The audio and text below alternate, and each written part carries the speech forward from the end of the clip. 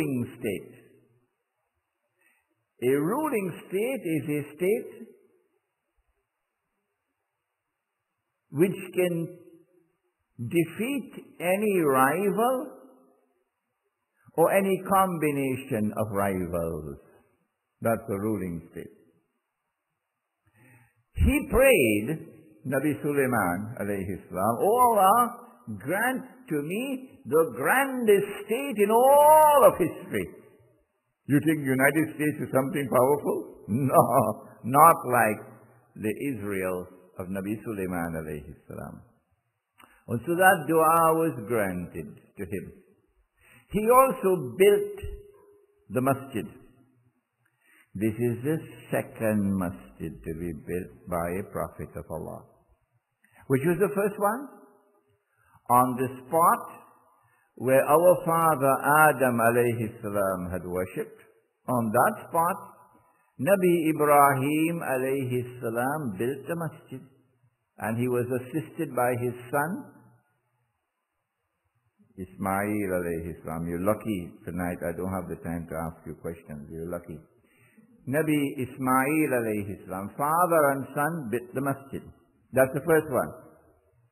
And now Nabi Sulaiman alayhi salam built the second one. In the Quran, that first one is called Masjid al-Haram, where the Kaaba is. And this second one is called Masjid al-Aqsa, the distant masjid. Only one more masjid was built by a prophet of Allah, and that is the one built by Nabi Muhammad alayhi salatu wasalam, Masjid al-Nabi in Medina. After the death of Sulaiman alayhi salam, that is when they use the local expression, kuchur.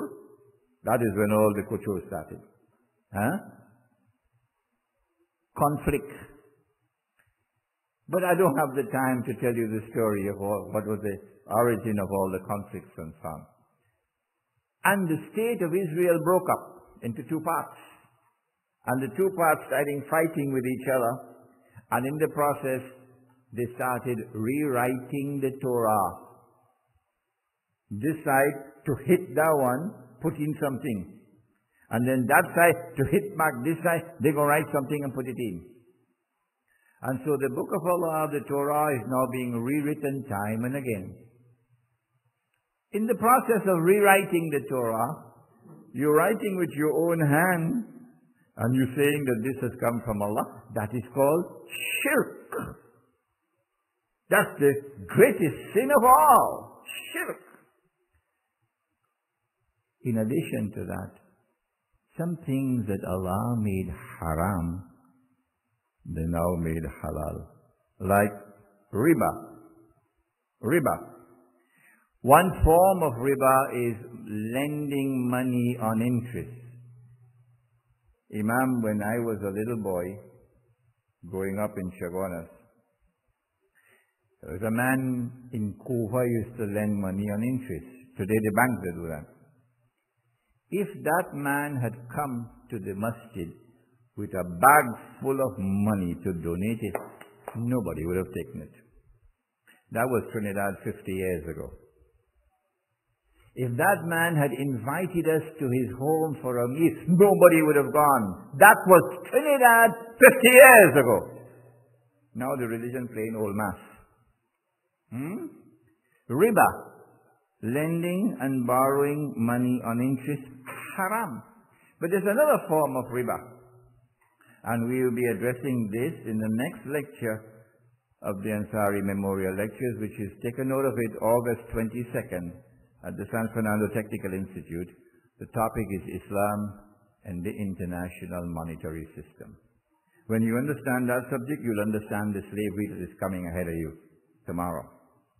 So they made halal what Allah made haram. They rewrote the Torah to say it is haram for a Jew to lend money on interest to another Jew. But halal, he could lend money on interest to those who are not Jews. See? It's there up to now in the Torah.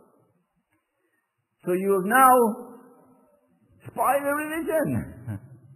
What does Allah subhanahu wa ta'ala do? Do you know what He did?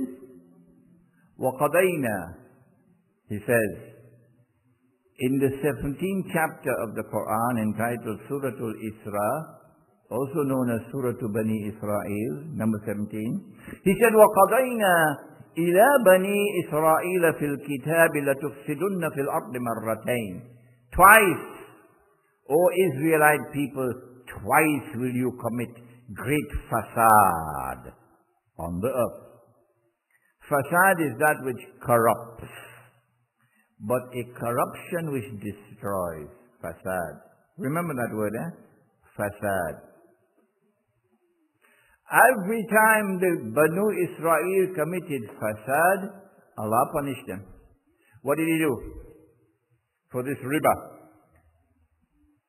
In the Quran, He says He can wage war. He and His messenger will wage war. How did He wage war that time? He sent an army, a Babylonian army, which was worshipping the sun and the moon and the stars.